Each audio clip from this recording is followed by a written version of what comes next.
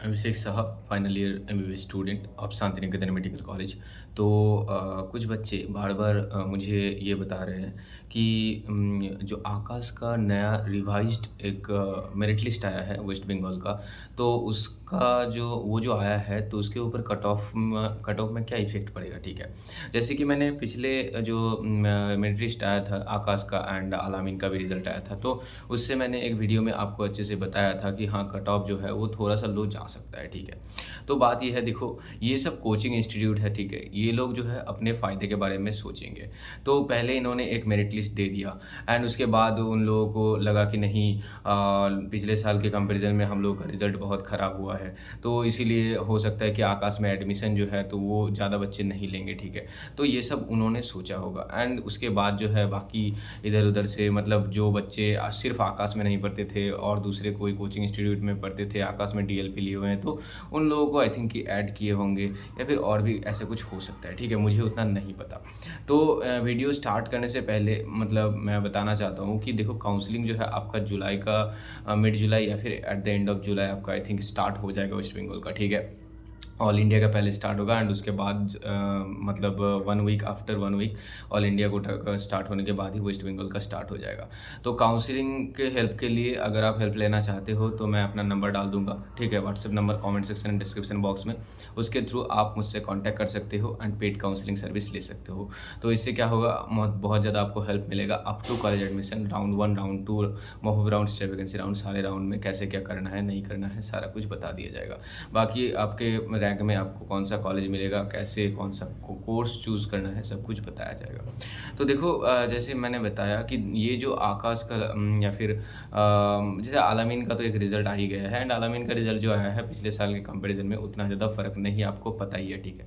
और आकाश का जो मेरिट लिस्ट आया था उसमें जैसे कि हम लोगों ने देखा था कि बहुत ज़्यादा एक डिफ़रेंस था एज़ कम्पेयर टू 2024, 2025 में बहुत ही ख़राब रिज़ल्ट हुआ था आकाश का। तो अब देखो रिवाइज़्ड लिस्ट आया है, तो जो भी आया है उसको आप जो है उतना ज़्यादा दिमाग में मत लो, ठीक है। अभी जो कट ऑफ है तो वो लगभग जैसे लास्ट ईयर राउंड 1 में गया था, ठीक है, 40,000 के आसपास 39,522 गया था जनरल कैटेगरी का एंड ओबीसी ए का 43,615 गया था, ओबीसी बी का 48,433 गया था, ईडब्ल्यूएस का 1,05,760 गया था, एससी का 1,54,275 गया था और एसटी का गया था 6,12,964 गया था, ठीक है। ये गया था आपका जो कट ऑफ था, मतलब ऑल इंडिया रैंक सारे कैटेगरी के लिए, ये मैंने आपको बता दिया, ठीक है। अब देखो इस ईयर क्या हो सकता है, जैसे मैंने बताया कि हाँ, रिज़ल्ट जो एग्ज़ाम का लेवल था वो टफ़ था, ठीक है। एंड हो सकता है कि हाँ, वेस्ट बंगाल में आकाश में उतना अच्छा रिज़ल्ट नहीं हुआ हो, इसीलिए उन्होंने वो मेरिट लिस्ट दिया। देखो कोई भी कोचिंग इंस्टीट्यूट ऐसे ही अपना जो मेरिट लिस्ट है वो पब्लिश नहीं कर देगा, ठीक है। तो वो लोग सोच समझ के ही पब्लिश करते हैं। तो अब बाद में क्यों उन्होंने चेंज किया, नहीं किया, ये तो मुझे भी नहीं पता, आपको भी नहीं पता, ठीक है। तो उसको हम ज़्यादा कंसिडर नहीं कर सकते अभी। लेकिन हाँ, ये मैं बताऊँगा आपको कि इन सब बातों के चक्कर में ज़्यादा ना मत पड़ो अभी।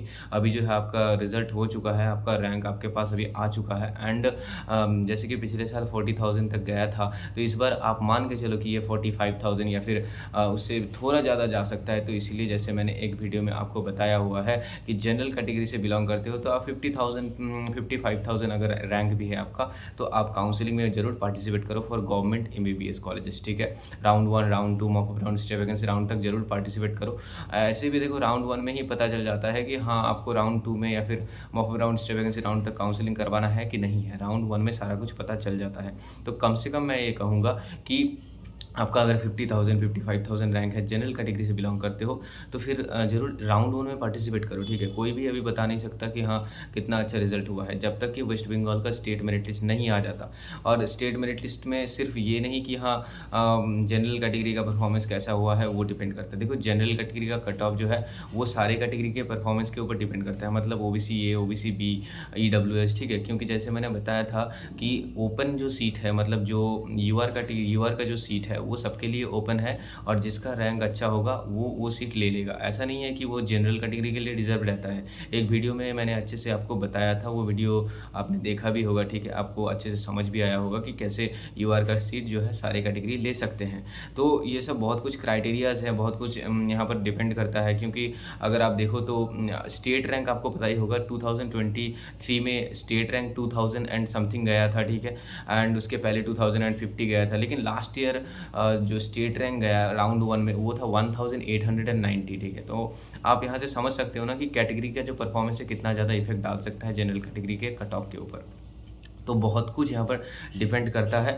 ऐसा नहीं है कि हाँ, सिर्फ़ ये जो आकाश का और आलामीन का जो मेरिट लिस्ट देख लो, यहाँ पर कुछ भी वो लोग डाल दें एंड उसके बाद जो है आप घबरा जाओ, तो ये सब करना नहीं है, ठीक है? और बाकी कैटेगरी जैसे ओबीसी ए से बिलॉन्ग करते हो तो फिर भी सेम ही मैं कहूँगा 50 टू 50,000 में अगर है तो आप पार्टिसिपेट करो। ओबीसी बी से अगर 60,000 है या फिर 55,000 है तो आप ज़रूर पार्टिसिपेट करो, ठीक है? और ईडब्ल्यूएस है तो जैसे 1 लाख गया था लास्ट ईयर, तो इस बार भी 1,10,000 20,000 है तो पार्टिसिपेट करो आप। एससी के लिए 1,54,000 गया था, तो हो सकता है ना 1,60,000 65,000 जाए, तो आप एक सेफ रेंज में रह के काउंसलिंग में ज़रूर पार्टिसिपेट करो। देखो काउंसलिंग में ज़्यादा फीस लगता ही नहीं है, ठीक है?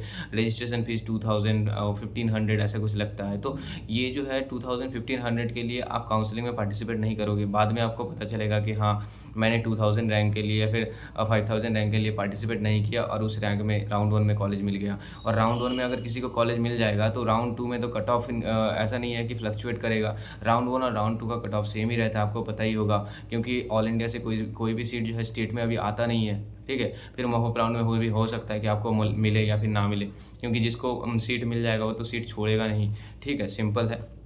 अब बात ये है, तो यही है कि मैं कह रहा हूँ कि आप काउंसलिंग में ज़रूर पार्टिसिपेट करो, ज़्यादा इधर-उधर चक्कर में मत पड़ो, ठीक है? काउंसलिंग जल्दी ही स्टार्ट हो जाएगा एंड अगर हेल्प लगे तो आप हमसे हेल्प ले सकते हैं कि हाँ, गवर्नमेंट एमबीबीएस मिलेगा कि प्राइवेट मिलेगा कि बीडीएस मिलेगा कि बीएमएस मिलेगा कि बीएचएमएस मिलेगा, कौन-सा कोर्स सही रहेगा, कॉलेज का सीक्वेंस कैसा देना चाहिए, कौन से सर्टिफिकेट कब बनाना चाहिए, domicile certificate, medical proforma and then others जो भी है gap certificate, bank guarantee, other तो सब कुछ जो है ये सब ठीक से डिटेल्स में मैं आपको बता दूँगा, ठीक है? और ज़्यादा घबराओ मत एंड अभी जो है चिल रहो और कुछ दिन बाद ही आपका जो है काउंसलिंग स्टार्ट हो जाएगा। सब कुछ मैं धीरे-धीरे अपडेट्स देता रहूँगा वीडियो के थ्रू, तो चैनल को एक बार फॉलो कर लेना, ठीक है? सब्सक्राइब कर लेना एंड वीडियो अच्छा लगे लाइक कर देना, ओके?